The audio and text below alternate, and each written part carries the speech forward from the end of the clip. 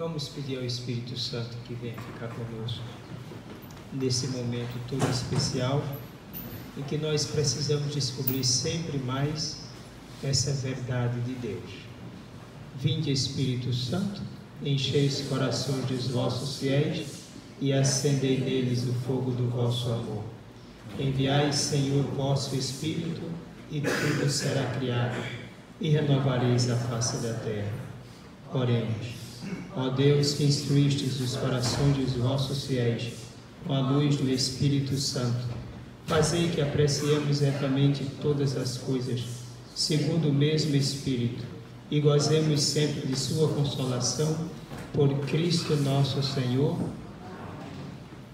Nossa Senhora, Mãe de Deus.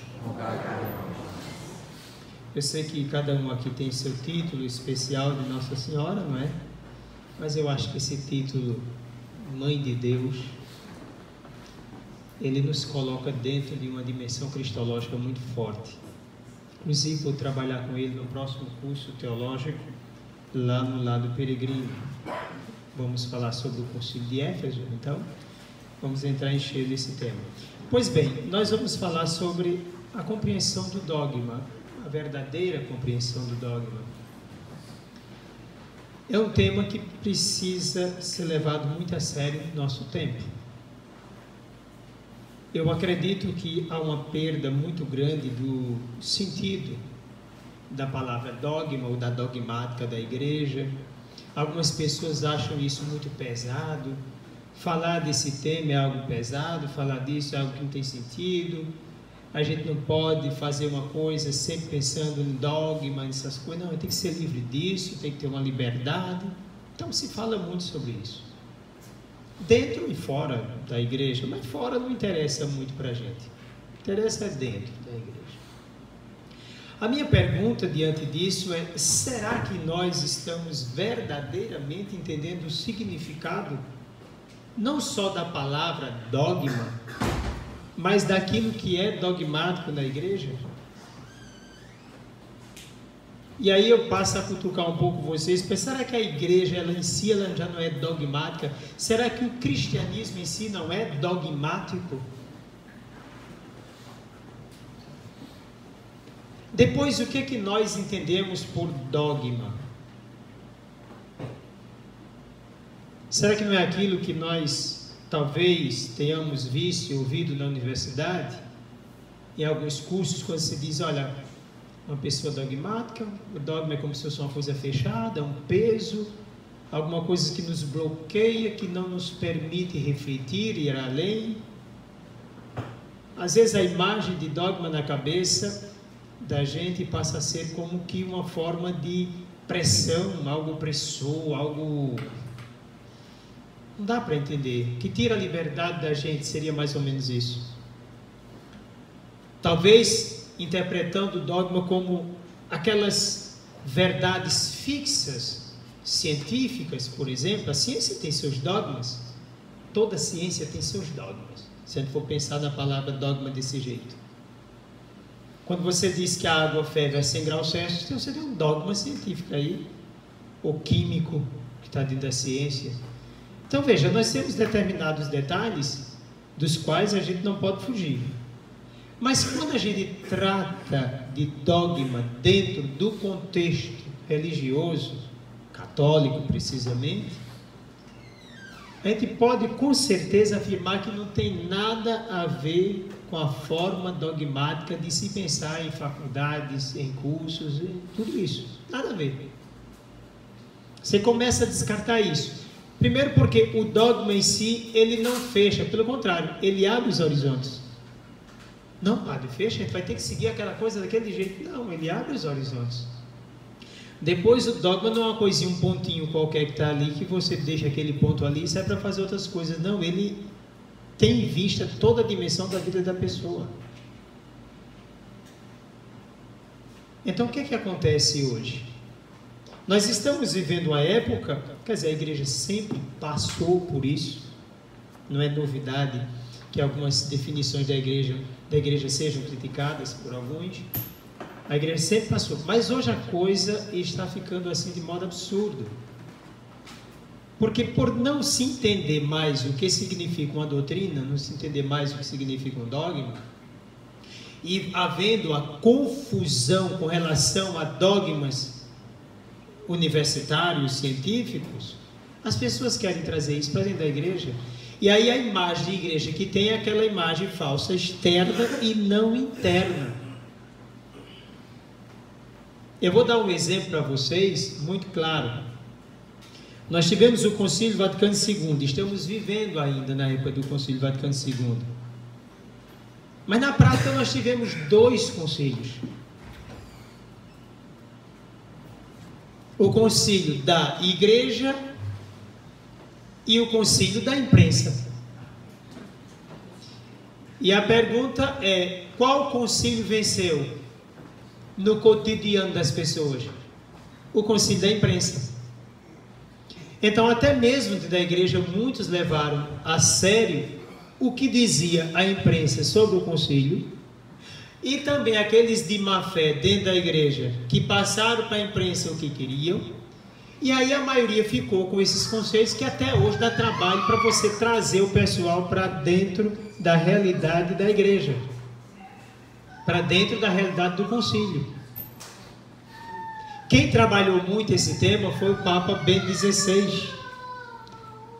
Qual o concílio que na verdade funcionou externamente? O da imprensa ou da igreja? O da imprensa. Quer dizer, isso chegou a influenciar dentro da própria igreja. Você vê hoje com facilidade alguns defendendo as teses da imprensa e não as teses do próprio concílio. Pois bem, isso é uma coisa séria. Agora você imagine que a partir daí a compreensão de toda uma tradição dogmática da igreja, de todo um depósito da fé da igreja, como é que vai ficar em cabeças que são tão rasteiras? A gente precisa pensar muito nisso, porque nós vivemos esse contexto. Nós não estamos vivendo os primeiros séculos, nós não estamos vivendo na Idade Média, nós não estamos vivendo no futuro, nós estamos nesse presente aqui e agora. E nesse presente aqui e agora, nós precisamos pensar, primeiro, o que é que determina a nossa fé? E aquilo que determina deve vir desde o começo até hoje. Quais são as coisas que me separam daquilo que eu devo ser verdadeiramente hoje? Quais são os riscos, os perigos? Quais são as tendências contrárias àquilo que nós devemos viver da fé hoje? Ou seja, devemos pensar. São 2 formas de pensar que nós devemos utilizar agora. O raciocínio filosófico é necessário, é importante, independentemente de você pensar em filosofia grega ou não, ou nos padres pensadores ou não, todos nós temos a capacidade de filosofar e isso faz parte da nossa vida intelectiva. E a outra coisa, a questão teológica. E sem aquela mesmo, por exemplo, de se querer negar que a filosofia esteja a serviço da teologia, que, pelo amor de Deus, que isso é um discurso que só atrapalhou. Você não tem como ter uma filosofia, você é cristão, uma filosofia independente, separada do seu contexto teológico. Mas, padre, cada coisa é cada coisa. Sim, eu sei, mas uma está a serviço da outra.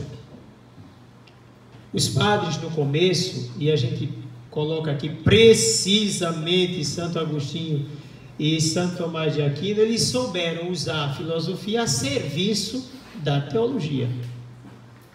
Então eu preciso dessa filosofia, eu preciso raciocinar, eu preciso pensar, questionar algumas coisas para poder ter clareza naquilo que eu devo dizer.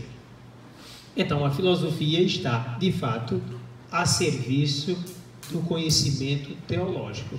Lembra de São João Paulo II? As duas asas do conhecimento, a razão e a fé. Eu preciso dessas duas asas aí, para poder voar com dignidade. Então uma coisa estando a serviço da outra, tendo em mente o que há de mais importante. Mas por que isso é importante, Padre? Para que a gente entenda o momento. A gente entenda o tempo em que a gente vive. A gente vive um tempo de muitas confusões, um tempo de muitas polarizações, um mundo cheio de confusão, pessoas que não sabem mais o que defender, não sabem mais qual é o fim da vida própria da igreja nem de cada um, as pessoas estão meio que perdidas. Nós estamos vivendo uma época sem definições, ou sem uma definição precisa. E cada um de vocês pare para pensar de acordo com aquilo em que vocês são formados. Nós vivemos uma época que a gente não pode definir. E essa indefinição parece que passa para tudo, e as pessoas passam a definir coisa nenhuma, e parece que tem aversão às definições já existentes. Se eu perguntasse a vocês aqui, durante a história nós temos períodos definidos. Que nome a gente daria para definir o tempo de hoje? Não tem. Você vai dizer, pluralismo, está aí. Há muitas hermenêuticas, está aí, muitas hermenêuticas. O tempo hedonista, do prazer. Também é mais uma. Padre, é um tempo permissivo demais. Tá bom. Então é o que, na verdade? Que palavra a gente poderia utilizar para definir isso? O que a gente poderia usar para definir isso? Não tem. Qual é a definição? Um tempo indefinido. Nós estamos vivendo isso. Mas por que nós estamos vivendo isso? Certamente alguns de vocês fizeram já alguns questionamentos. Padre, porque nós, já muito cedo, desde cedo, trabalhamos em vista da negação da verdade.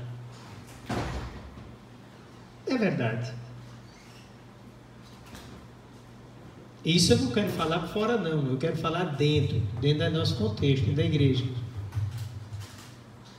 Nós permitimos que o relativismo entrasse na igreja. Olha, isso já vem sendo observado desde cedo. Quando começam aquelas ondas iluministas, aquele montão de coisa, a gente já percebeu o veneno.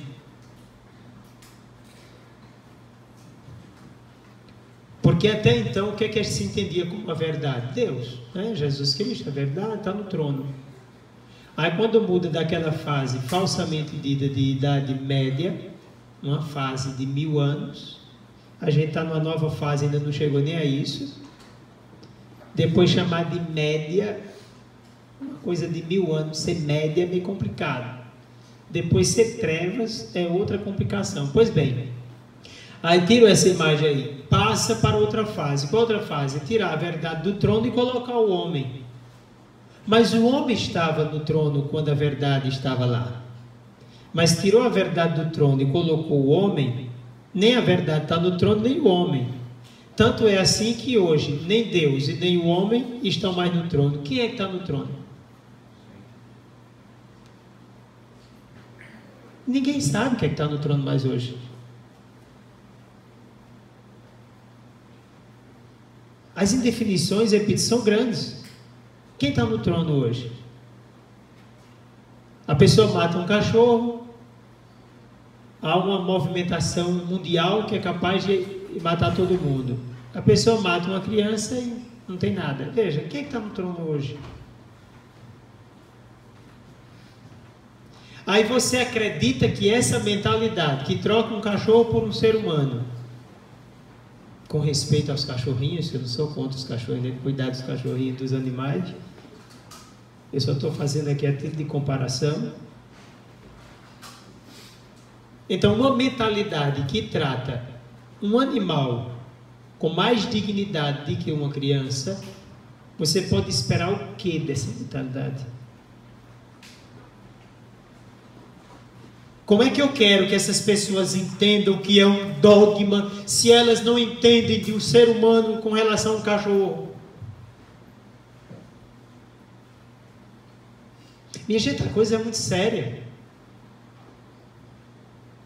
Nós estamos falando, parece que as paredes. E isso dentro da nossa igreja. Eu tive um curso de teologia lá em Fortaleza, participei daquele curso. Na época era para fazer o reconhecimento da teologia daqui. E uma daquelas aulas sobre moral, entrou aquela questão daquela criança de 9 anos aqui na época de Dom José Cardoso. Naquela aula, tacaram o pau, não na mentalidade abortista, mas em Dom José. Mas aí eu não fiquei calado diante disso, porque eu tinha que defender não somente Dom José Cardoso, como defender também a minha fé, a moral da igreja. Ali estava diante do professor da universidade, depois freiras, padres, mas olha, a maioria ficou contra mim. Mas aquilo ali não me deu raiva, simplesmente eu tido raiva por causa do que foi dito aquilo ali, mas por causa da mentalidade abortista em pessoas consagradas. Eu acredito que o que está de pano de fundo é o egocentrismo. Então, esses movimentos tomam força quando eles encontram esse imediatismo e egocentrismo das pessoas. Então, as pessoas se sentem muito mal por ver um cachorrinho maltratado. Agora, uma causa lá qualquer, como a do aborto, por exemplo, isso aí não me afeta, porque eu não vou ser abortado. Como é que eu digo? Gustavo Holanda. Gustavo, é mais um ponto da nossa época. Você citou mais uma coisa que torna mais difícil de definir a época. Então, quando ele diz o egocentrismo, é mais uma das coisas, não é? Que estão aí compondo um quadro que depois a gente vai chegar a uma definição. Então, veja, quando chegou aquele momento do aborto, eu fui expliquei a situação daqui de Recife, a ação de Dom José Cardoso. Depois eu cheguei ao ponto de dizer, inclusive, que até as amarelas, a páginas amarelas da Veja tinha sido mais católica do que muitos ali. Que eles fizeram um questionamento lá com o Dom José que foi mais sincero do que os outros. Mas a confusão foi tão grande que eu acabei a aula. Não tem mais aula não. Ele não tem mais aula aqui. Não teve mais aula, não tinha como ter mais aula. Eu digo, eu não acredito que vai ter mais aula aqui. Não adianta ter mais aula aqui.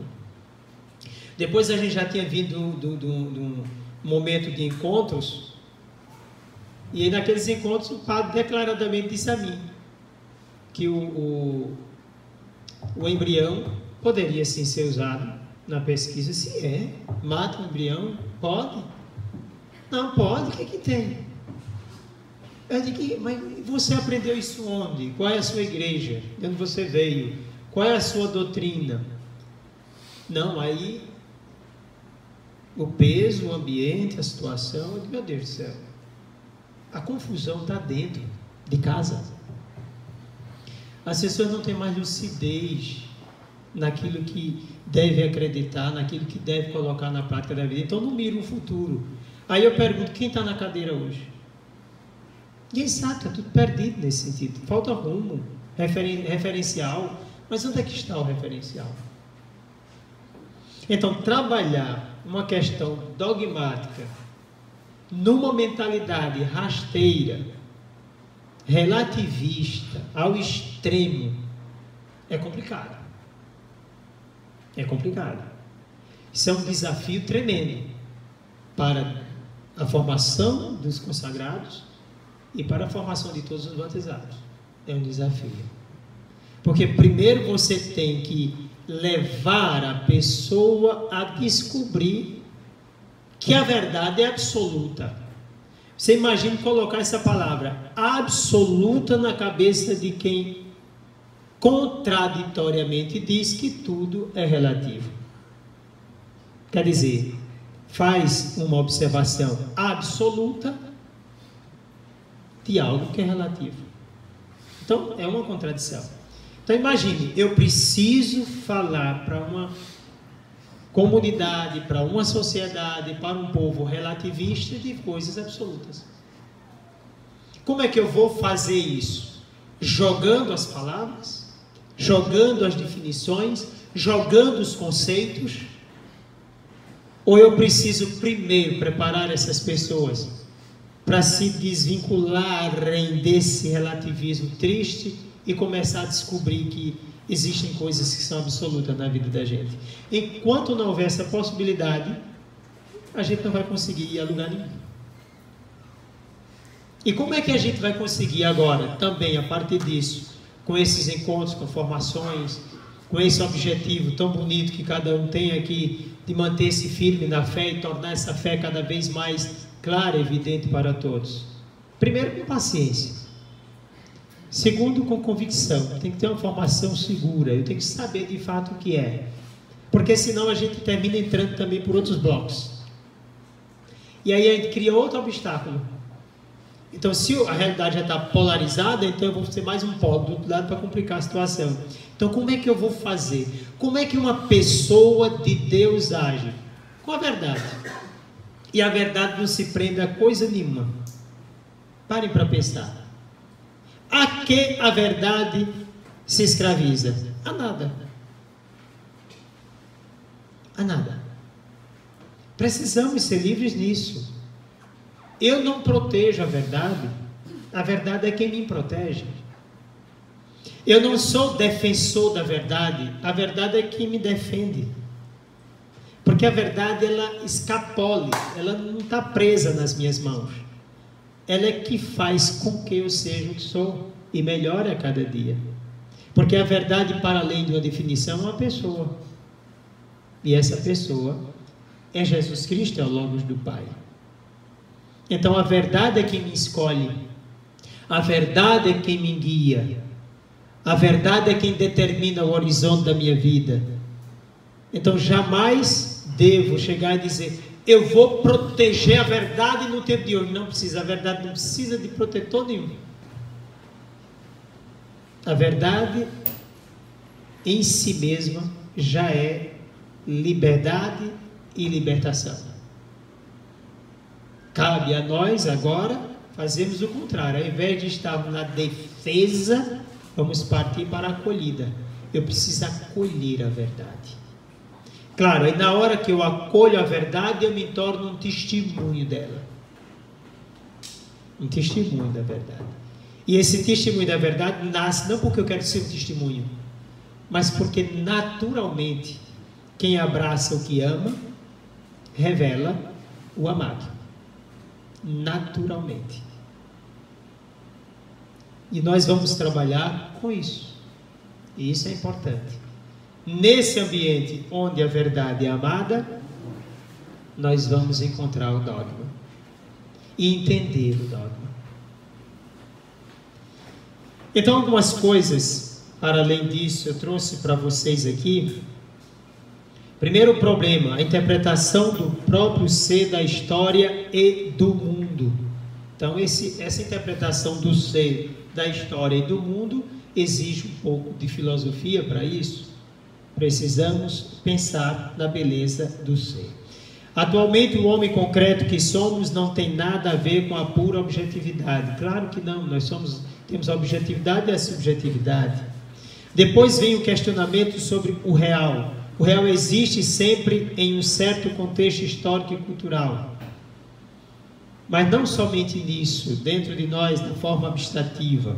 Algumas correntes da teologia contemporânea concentram sua atenção no problema do significado dos dogmas. Olha, uma coisa é procurar o significado do dogma, outra coisa é criticar o significado. E aí nós entramos em problemas sérios atualmente. Agora, ao entrar no problema do significado dos dogmas, negligenciam a questão de sua verdade imutável. E aí onde está o segredo? O dogma é imutável, não muda. É de um jeito, por exemplo, que quando a igreja declara um dogma, ela mesma se torna serva dele.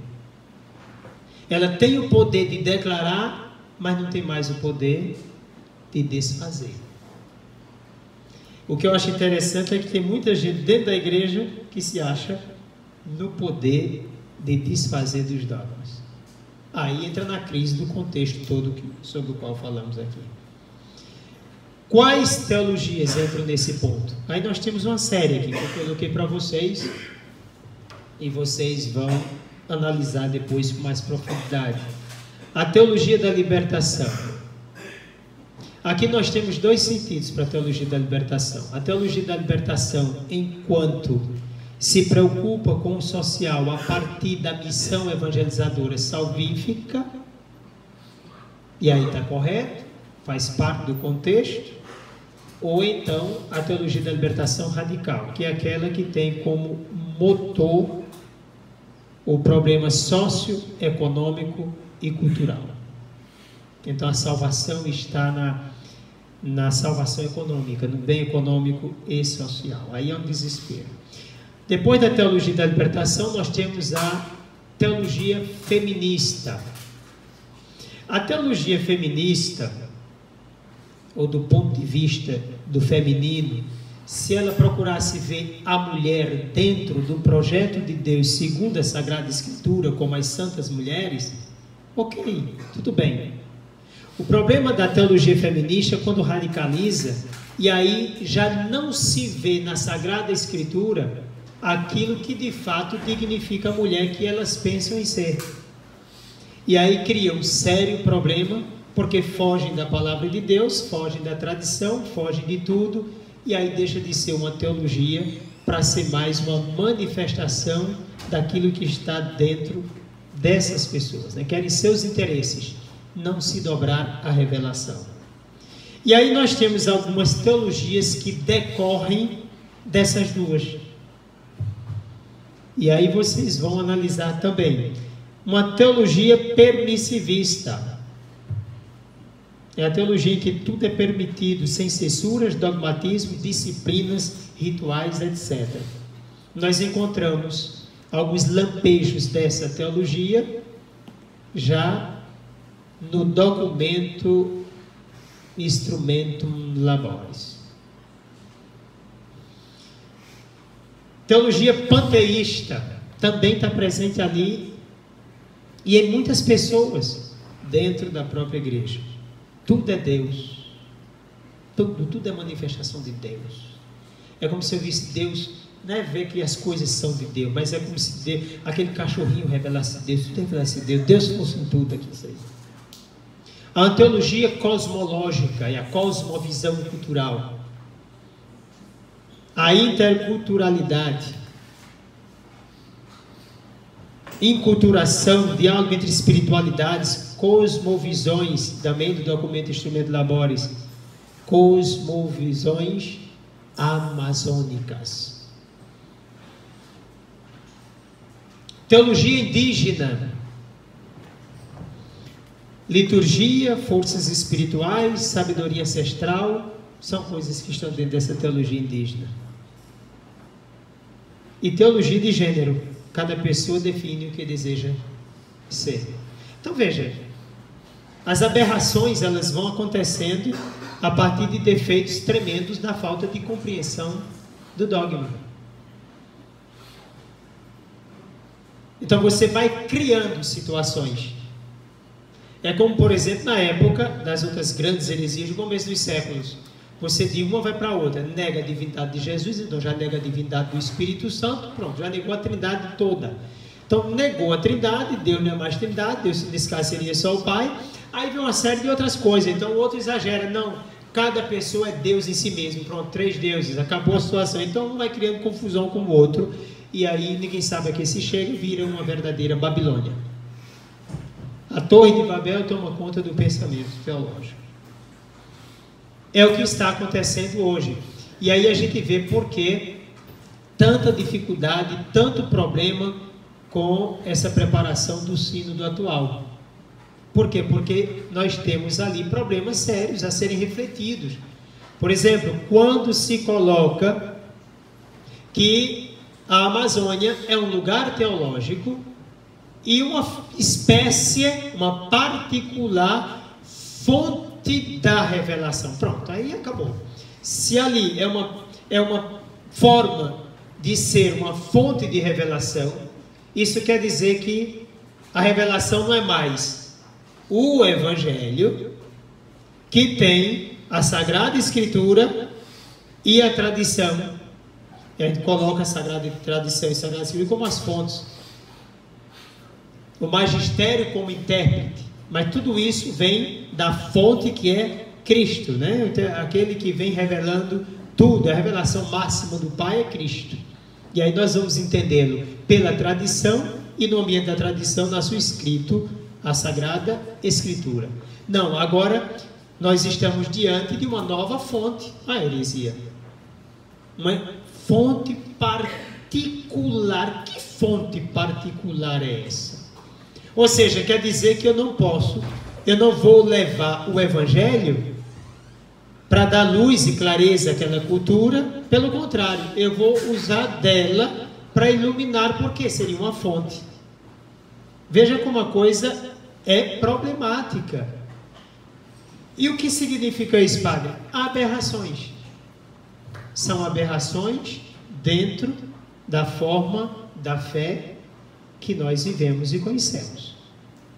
Então foge completamente. Então nós estamos aí vivendo uma época em que as pessoas estão decidindo o que bem entendem. E muita gente está aceitando tudo isso como se fosse a melhor coisa do mundo. Algumas coisas eu passei aqui na folha, vocês viram, porque a gente já vai falando e já vai, não é? Uma problemática da teologia atual. Um problema particular da evangelização e da nova evangelização.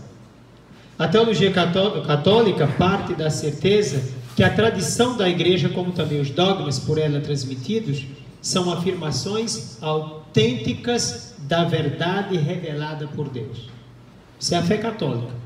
Tradição, os dogmas, tudo transmitido como verdade revelada por Deus. Então, se é verdade revelada por Deus, eu não posso mexer nelas, mudá-las a meu bel prazer. Isso não acontece, ou não deve acontecer.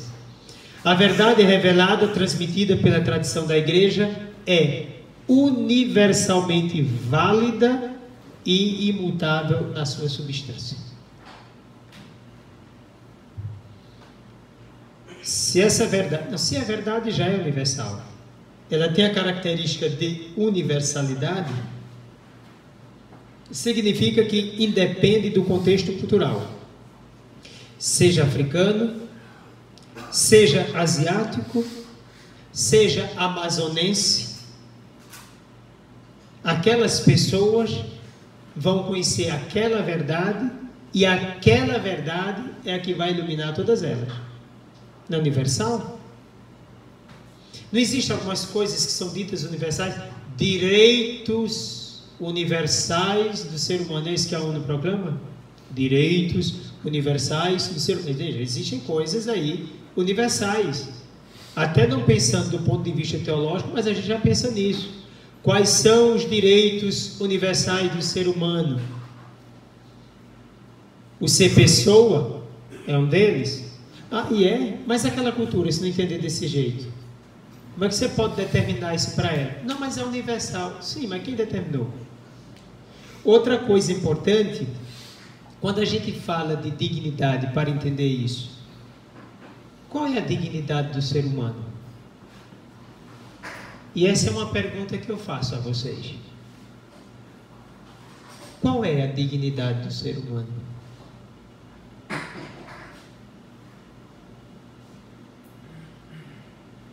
que nós somos dignos?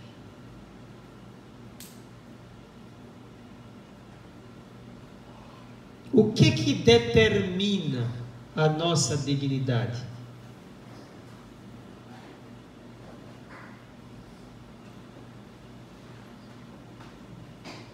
Vou facilitar. Digamos que Deus não existisse. Certamente nada existiria. Mas vamos partir do princípio que nós somos ateus aqui. Aí Deus não existe. Se Deus não existe, eu pergunto, qual é a tua dignidade?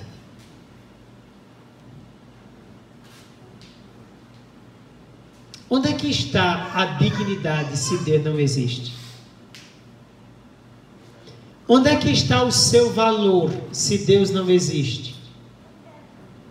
Quem determina para você a pessoa que você é? Quem determina que eu devo respeitar o outro como meu semelhante?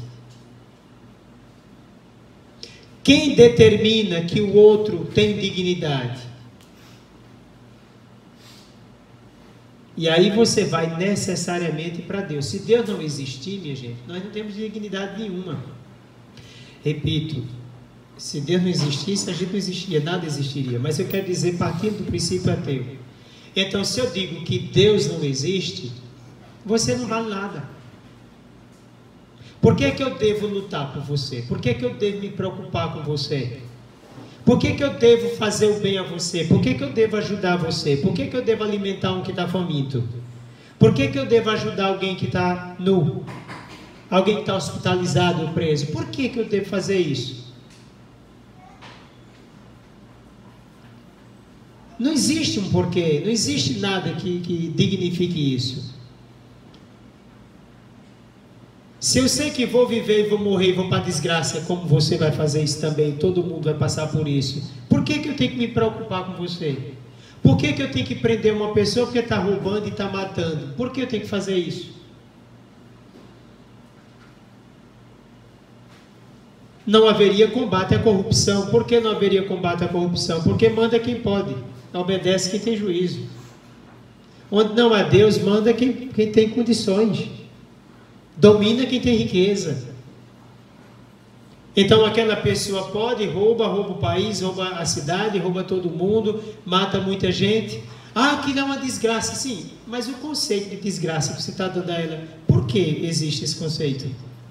Porque até para dizer que um ser humano está sendo uma desgraça, você tem que ter um referencial divino. Se você não tiver, você não pode dizer por que está sendo uma desgraça. O que é que justifica se a ação dela é desgraçada ou não? Não tem como você justificar. Então, no ambiente onde Deus não existe, toda ação é de fato dignificada. No sentido negativo da palavra dignificação. Tudo é justificado. Matar é justificável, roubar é justificável, explorar é justificável, escravizar é justificável. Por quê? Quem é que vai proteger aquele que está sofrendo? Não tem dignidade, você não tem. Então todo mundo vai correr para estar sempre no poder, para poder dominar todo mundo. Mas ninguém pode fazer isso porque sempre alguém tem mais poder do que o outro. Então daqui a pouco todo mundo se desgraça e morre e se acaba. Não tem para onde correr. Não existe dignidade onde não existe Deus. Então a minha referência de dignidade está no fato de ser imagem e semelhança de Deus. É isso que me faz olhar para você e ver que você vale a pena, apesar de ser difícil, apesar de ser complicado, complicada, apesar de tantas coisas. Porque você é obra de Deus, porque você é filho de Deus, porque você pertence a Deus. Então eu tenho todos os motivos porque devo lutar por você, me preocupar com você, lutar por você. Mas se eu tirar esse referencial, acabou. Aí você não tem mais sentido. Essa verdade, que é universal, portanto válida para todo mundo, e também imutável, não pode ser mudada, ela foi criticada duramente na história. É uma certeza questionada pela reforma, que eu chamo de deforma, Porque reforma é quando eu estou dentro e procuro organizar a minha casa. Então, fazer uma reforma na minha casa. Então, se eu largo a minha casa e vou para outra, eu não fiz uma reforma. Então, aí nós não temos uma reforma protestante, temos uma deformação eclesial. Mas aí, como chamam reforma, eu fiz questão de botar no texto reforma do século XVI, porque após a deformação de Lutero, vem a reforma do Concílio de Trento. Aí sim, aí vem a reforma. É quando a gente vai começar com seminários, com paróquias, as coisas começam a tomar um rumo mais belo no meio do caos que estava ali montado. Então, essa certeza universal e imutável do dogma passa a ser questionada pela teologia protestante. E a gente, se você começar a aprofundar um pouco, vai ver que muita coisa protestante entrou e está entrando na Igreja Católica. Como se não tivesse mais identidade, faltou identidade. E a realidade protestante não tem identidade. Qual é a identidade do protestantismo, minha gente? Talvez tenha o subjetivismo tremendo.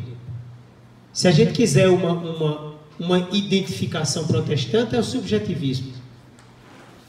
Aí serve para todos. Se a gente for pegar o mesmo princípio subjetivista e colocar dentro do contexto da igreja, a igreja vira não vira uma sociedade, é uma sociedade de seitas. Porque tudo na igreja vai se transformar em seitas, porque cada um vai querer a igreja do seu jeito, do seu modo, porque o princípio determinante não é mais o depósito da fé, mas o subjetivismo. Na cultura contemporânea secularizada e rasteira, a linguagem dogmática não parece mais ser imediatamente compreensível. Claro, é o que eu disse atrás e repito. No ambiente em que você não tem profundidade em nada e quer conhecer todas as coisas, porque isso é inclusive um defeito, quem tudo quer saber não se aprofunda em nada, então passa a ser rasteiro. Nesse ambiente de uma realidade sem raízes, o dogma se torna incompreensível. Quando se presta mal entendidos, mesmo para muitos cristãos, alguns inclusive o consideram como obstáculo à transmissão da fé. Minha gente, esse texto aqui que eu estou para vocês, isso aqui é da Comissão Teológica Internacional.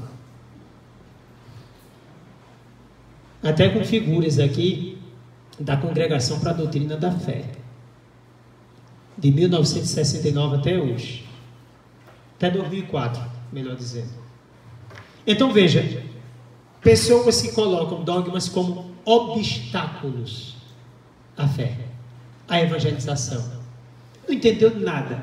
Aí nem entendeu a evangelização e também não entendeu o dogma. O que é que diz o Evangelho? E a verdade vos libertará. A verdade vos libertará. A gravidade maior quando a igreja procura penetrar nas culturas africanas, asiáticas e amazonenses, com seus dogmas elaborados do ponto de vista histórico e no contexto da cultura greco-romana e ocidental, aí vem com o peso já formado. Exige-se, portanto, muito mais que uma simples tradução dos dogmas para realizar um processo de enculturação. Então, nesse caso, vamos colocar o dogma de lado para poder evangelizar. Não é isso que querem? O significado original do dogma deve ser compreendido no contexto de uma outra cultura, transformando-se assim num desafio para a nova evangelização. Então, como é que eu vou evangelizar? Primeiro, uma mentalidade relativista. Segundo, rasteira, sem profundidade. Depois, preconceito com o dogma.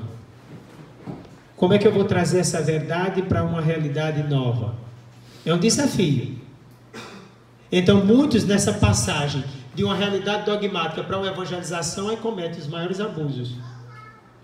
E é justamente nessa hora que eu preciso entender a relação entre a verdade definitiva, universal, imutável, portanto, dentro de um contexto de uma roupagem nova.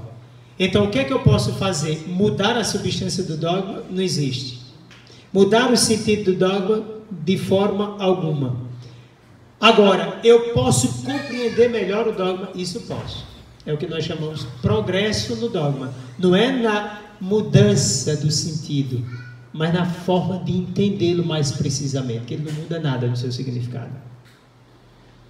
Vou dar um exemplo para vocês, claro. No começo, por exemplo, eu disse citar até Santo Atanásio aqui.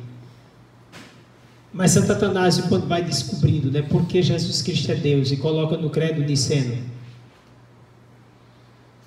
Mas veja a linguagem como vai tomando forma. Há um progresso na linguagem. Veja, não é mudança. A verdade é o quê? Jesus é Deus. Ponto. Agora, como é que eu vou entender? Que linguagem eu vou utilizar? Tertuliano criou palavras. 500 palavras para poder falar dos dogmas. Veja. Como é que eu vou explicar isso? Então a novidade vem aí. Esse progresso está na forma de compreender e não de mudar. Mudou para outra coisa, de compreensão. O Concílio Vaticano I já vai tratar desse assunto. Então vão criando a linguagem e vão falando, e pegam para colocar no Concílio de Nicéia uma palavra que é até filosófica, e aí deu confusão, porque não podia entrar aquela palavra no contexto teológico, tem que ser palavra da Sagrada Escritura, mas a Sagrada Escritura tem a verdade do que ele quer dizer, mas não tem a palavra para exprimir aquilo que ele quer dizer. Onde é que a gente vai encontrar no contexto da Sagrada Escritura, por exemplo, uma palavra que diga que Jesus Cristo é da mesma essência do Pai? É Deus com o Pai e o Espírito Santo. Onde é que está uma palavra para dizer que não tem essa palavra? Essa palavra foi tirada da filosofia. É a palavra homoousios. Quer dizer, da mesma essência, consubstancial. E a gente reza no credo niceno constantinopolitano isso, toda vez que na missa, quando está esse credo. Então pega-se uma palavra daquela, deu confusão, deu problema, foi difícil, não foi fácil colocar aquela palavra, porque era uma palavra fora do contexto da Sagrada Escritura. No entanto, é uma palavra para exprimir uma verdade da Sagrada Escritura. E aí outras palavras, quando vai se falar sobre o Espírito Santo, e o processo vai crescendo na compreensão do próprio dogma da Santíssima Trindade.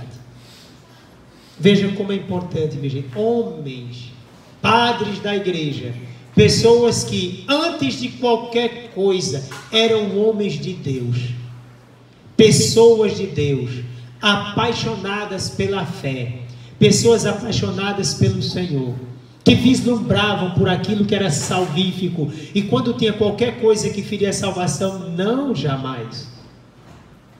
Então o que estava em jogo para os padres da igreja? A salvação das almas.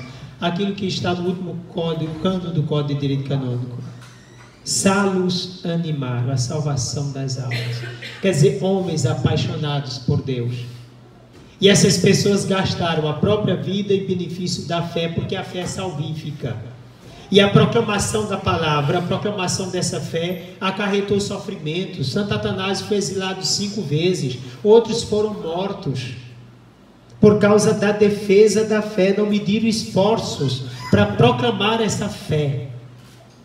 E hoje a gente vê gente querendo diminuir a fé em vista de uma pregação que a gente não sabe qual o resultado dela. Ou talvez saiba, sem a fé não dá em nada, a não ser na destruição das pessoas. Como nós precisamos de pessoas apaixonadas de novo, pessoas que têm Deus no coração, não tem medo de se enfrentar o mundo inteiro para poder deixar que essa salvação chegue a todos os lugares. Pessoas que são verdadeiramente instrumentos de Deus para o bem de todos, que acima de tudo estão com Deus, a amizade é com Ele, e por causa dele se tornam instrumentos para o bem dos outros. Hoje a gente fala ao contrário. Muitos são altamente apaixonados pelas pessoas para tentar, através delas, chegar até Deus. É complicado. O mundo da carne não nos leva a lugar nenhum. Está inserida entre nós ainda a teologia modernista, uma ponte entre a tradição dogmática e o pensamento moderno, colocando a questão do significado e da importância dos dogmas para o homem de hoje. Separação da forma dogmática do seu nexo com a tradição, isolando-a da fé vivida pela igreja. É isso que eles querem? Como é que eu posso isolar a fórmula dogmática da tradição, se ela já faz parte deste contexto da tradição da igreja? Pondo ao centro o problema do significado prático existencial, socioeconômico. Pelo amor de Deus, perde-se de vista a questão de sua verdade. O dogma compreendido como uma convenção, simplesmente, convencionou-se que isso seja assim, como se fosse só uma regulamentação da linguagem eclesiástica em benefício da unidade. Só o dogma não é mais considerado na sua função de mediação obrigatória da verdade revelada. É na igreja, na fé católica, mas em muitos não. Então perdeu-se o sentido do dogma. E aí a teologia da libertação volta com força, as abordagens. O problema da hermenêutica dos dogmas se põe sobre o contexto da pobreza, da situação, da opressão social e política. O problema da relação entre teoria e prática. Uma teologia da libertação conforme o Evangelho seria o ideal, porque a teologia, toda a teologia, minha gente, é da libertação, é para libertar, é para salvar. O problema é o modo como se colocou isso. E aí deturparam tudo. A teologia da libertação radical, em vez, tem como fatores determinantes a libertação econômica, sociopolítica, a relação entre teoria e prática, como fundamento a ideologia materialista marxista. Essa é a base. E está aí, a gente é o que mais vê aí. O Brasil está cheio de comunistas marxistas dentro da Igreja Católica. A mensagem da graça e do fim escatológico da vida e do mundo desaparece. Então não tem mais sentido a escatologia, o fim último, a comunhão com Deus, aquele propósito original. Deus nos fez para a comunhão com Ele, a vida eterna. Cristo gastou as palavras inutilmente. A minha carne é alimento de vida eterna, meu sangue também. Não, para essa tese não é. Cadê o futuro eterno, a vida de Deus para nós? A fé e as fórmulas dogmáticas da fé não são mais vistas no seu contexto peculiar de verdade. Vale o processo de libertação política ou revolucionária. A grande revolução é essa. Não existe uma revolução na alma. Eu fico muito preocupado, é porque meu tempo está passando. Mas veja, eu fico preocupado demais com essa história de revolucionário. Porque a maior revolução que uma pessoa pode fazer é sair do pecado para viver na graça de Deus. Como é difícil, padre? É difícil. Essa é a maior revolução que você pode fazer. Você está com o instinto ali, tende para o pecado, só tende para a desgraça, só tende para a miséria, só tende para os vícios. E de repente você acorda sisudo e diz: olha, a partir de hoje eu não quero saber dessa desgraça. Eu vou a partir de hoje escutar a palavra de Deus, vou mergulhar na palavra de Deus, vou procurar a sagrada liturgia, vou viver a Santa Missa, eu vou colocar Deus em primeiro lugar, o ser humano em primeiro lugar, vou fazer o bem a partir de hoje. Essa é uma revolução tremenda, como eu gostaria que isso acontecesse. Mas as pessoas querem uma revolução diferente. Porque é apenas, minha gente, mais uma manifestação instintiva. É mais a sede de poder e prazer que se tem. É mais uma forma de querer estar no poder. Só isso. Você pegar agora e fazer uma revolução para o Brasil melhorar economicamente e vou pegar todo o material, preciso juntar as pessoas e tudo. Muda de vida, triste. Repito, a maior revolução que um católico pode fazer é sair do pecado e viver na graça de Deus. Essa é a maior revolução. Você imagine se todos os católicos do Brasil decidissem se converter de verdade, entregasse a palavra de Deus e a prática do bem. Não tinha político no Brasil que se sustentasse. Não tinha. Vocês imaginem se houvesse uma revolução interna nos políticos de Brasília. Aquelas quadrilhas todas iam ser transformadas, o país ia mudar da água para o vinho. Era só acordar com essa decisão, gente, tudo já mudou. O resto é tudo inútil. O mundo vive de revoluções e nunca funcionou para coisa nenhuma. E sempre o pobre foi oprimido. Vamos usar agora uma expressão da teologia da liberdade. O pobre sempre foi oprimido, onde sempre se quis a revolução política, econômica e social. Sempre. Em nome do pobre vem o sufoco para a vida do mesmo pobre. Não tem sentido. Depois, uma teologia feminista radical, os dados da revelação não contam mais, uma certa ideia de emancipação da mulher, mas essa mulher sem Deus. Então não existe. É como eu disse há pouco, a dignidade humana não existe fora de Deus. Então, Sagrada Escritura e tradição, colunas da nossa fé, o magistério da Igreja como legítimo e autêntico intérprete dessa palavra. Qualquer interpretação que vier fora disso, se não tiver o reconhecimento da Igreja, é nula. Ah, padre, mas a gente tem o sensus fidei. É verdade, o sentido da fé está em nós. Mas o sensus fidei é para toda a Igreja, não é para um individualmente. Então, tudo vem a partir de uma leitura espiritual em toda a Igreja. O dogma da maternidade divina de Maria, por exemplo, o povo já proclamava, estava no sensus fidei já. O povo já proclamava o dogma, sem saber que era dogma. Depois é que a Igreja vai fazer o reconhecimento. Mas o reconhecimento cristológico, porque está em jogo Cristo. Se Maria não é mãe de Deus, então Cristo não é Deus. Entenderam a lógica? Então Jesus é Deus. Então Maria é mãe de Deus. Então, com a proclamação de um, vem o outro. De modo que, por exemplo, a compreensão do dogma se dá de modo universal. Eu vou entender o dogma dentro de toda a realidade eclesial. Segundo, eu vou entender um dogma dentro do contexto de todos os outros os dogmas. Não pode um dogma ser separado dos outros. Tem que ter cuidado com isso. É como um mandamento. Quando você fere o mandamento da lei de Deus, você fere a todos os outros. Então é preciso ter cuidado. O pecado é sempre uma mácula para tudo. Assim como você fugindo de um dogma, está fugindo de todos os outros. Se você negar um, nega o resto. E de modo absoluto, quando você nega tudo de uma vez só, por decisão pessoal. Então, na Sagrada Escritura, nós temos o ponto de partida, Jesus Cristo, e ao mesmo tempo, aquele pelo qual tudo se realiza. A Sagrada Escritura coloca Jesus Cristo como o centro dela, de fato, Cristo é o centro da Sagrada Escritura, e aquele pelo qual nós conseguiremos chegar ao Pai. O magistério da Igreja interpreta e propõe para todos. O segundo concílio de Niceia, confirmando a doutrina iluminista dos padres, iluminada dos padres, afirma que o Evangelho é transmitido na tradição da Igreja Católica, guiada pelo Espírito Santo, Denzinger, 600. Depois, o Concílio de Trento segue na mesma tradição e afirma que cabe à Igreja julgar o sentido autêntico da Escritura e sua interpretação, não a cada um. Está no Denzinger, também 1501.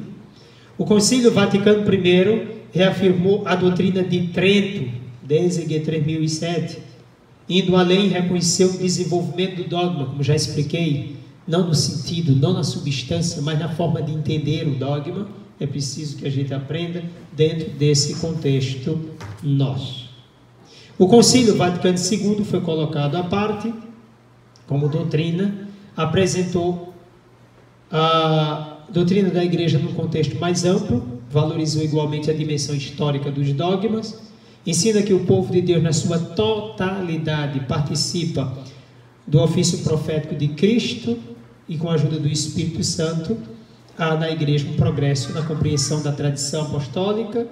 O concílio afirmou tanto a doutrina de um magistério autêntico, devido somente aos bispos, quanto aquela da infalibilidade da Igreja. O concílio vê os bispos, sobretudo, como arautos do Evangelho e subordina o seu serviço de doutores ao serviço de evangelizadores. Então são eles os bispos responsáveis por isso.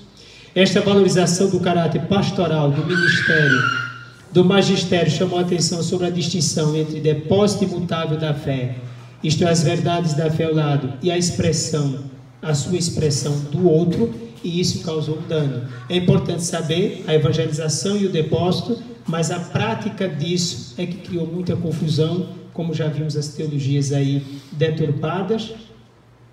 A necessidade, portanto, de um aprofundamento.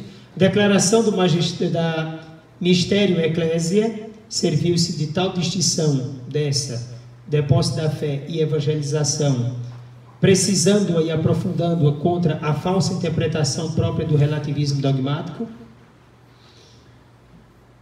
Os dogmas históricos são históricos no sentido em que seu significado depende em parte da força expressiva da língua, como eu já disse.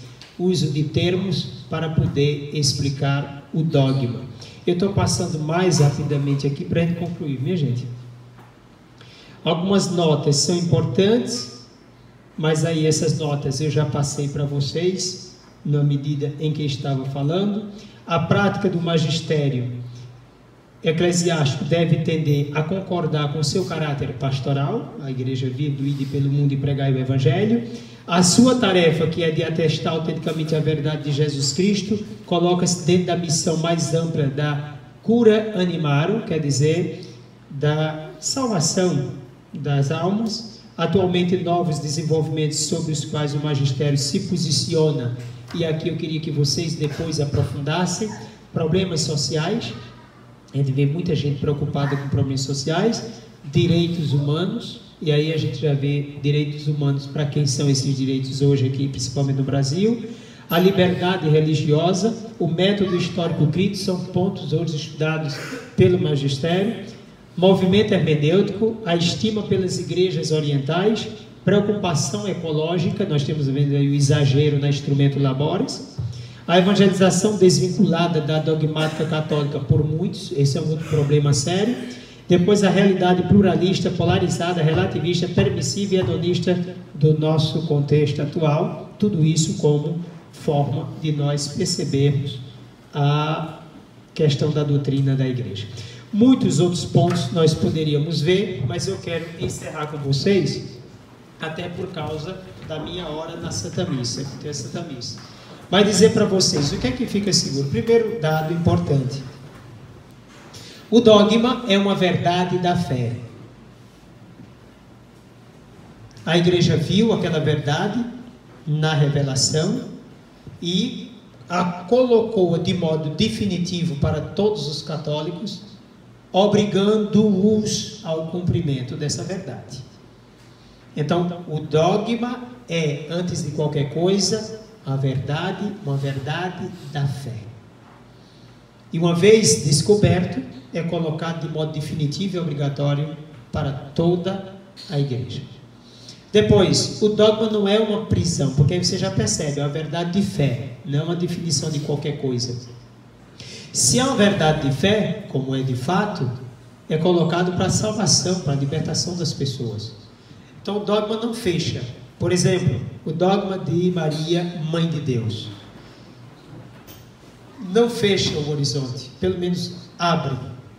Eu posso enxergar agora muito mais. Se nós fôssemos dar uma palavra sobre a Mãe de Deus, que sentido tem ser Mãe de Deus aqui? Aí a gente ia ver Maria no projeto de Deus, Maria na promessa da Sagrada Escritura, Maria no momento em que recebe o anjo, o que é que diz o anjo? Maria a afeiçoada, a abençoada, a plena da graça de Deus, aqui é Caritomene. A gente ia ver Maria nas afirmações de Isabel, a mãe do meu Senhor. A gente ia ver Maria como a bendita entre as mulheres, e ela mesma proclama, dizendo, todas as gerações vão proclamar bem-aventurada. Então você vê, você tem um dogma, e você tem uma série de outros, inclusive dogmas, para enriquecer na reflexão desse. Maria aos pés da cruz, a maternidade dela agora com relação à igreja. Maria, lá quando a gente vai para o capítulo 12 do Apocalipse, a Arca da Aliança que está no céu. Que Arca da Aliança é essa? De onde é que a gente tira isso? Vai para Lucas. Lucas de Maria como o quê? Como a Arca da Aliança. Essa Arca da Aliança que vai lá para a tenda de Davi. Davi disse, não pode ter, não tem essa honra de receber a Arca. Veja como Lucas vai jogando isso com relação a Maria. Então você vai percebendo os detalhes. Então o dogma não lhe fechou, ele vai enriquecendo o seu horizonte e você vai entendendo a coisa a partir daí. Então os fundamentos do dogma estão na Sagrada Escritura. Não, pai, mas tem dogma que a gente não vê lá na Sagrada Escritura. A Assunção de Maria está dizendo, Maria foi assunta. Você não está vendo diretamente, indiretamente sim. Direta e indiretamente, os dogmas têm o seu fundamento na Sagrada Escritura. Então, quando ele diz Maria é bendita, e todas as gerações me chamarão bem-aventurada, quando ele é a plena da graça, você já está dizendo a situação dela, tanto do presente quanto do futuro. Ninguém chama bem-aventurado quem ainda não morreu. Maria já é proclamada dessa forma. Então, você indiretamente já tem na Sagrada Escritura. Isso é só um exemplo para que a gente aprofunde isso com mais detalhes depois. Eu sei que com calma a gente vai chegando lá. Então, veja, nós temos a Sagrada Escritura e nós temos o poder de ligar e desligar da igreja como fundamento também para o dogma. Tudo que tu ligares na terra será ligado no céu, tudo que ligares na terra será desligado também no céu. Então, fundamentos, a coisa bem fundamentada. Então, o que é que se espera hoje de uma verdadeira teologia, do que nós podemos fazer hoje? Em primeiro lugar, ter consciência dessa verdade. Segundo, é preciso saber qual é o depósito da fé. Já o sabemos. Agora, sabemos de uma realidade confusa, difícil e problemática, tanto dentro quanto fora da igreja. Então, o que é que a gente vai fazer? Primeiro, com identidade e sabendo o que se tem, a gente vai dialogar com essa realidade.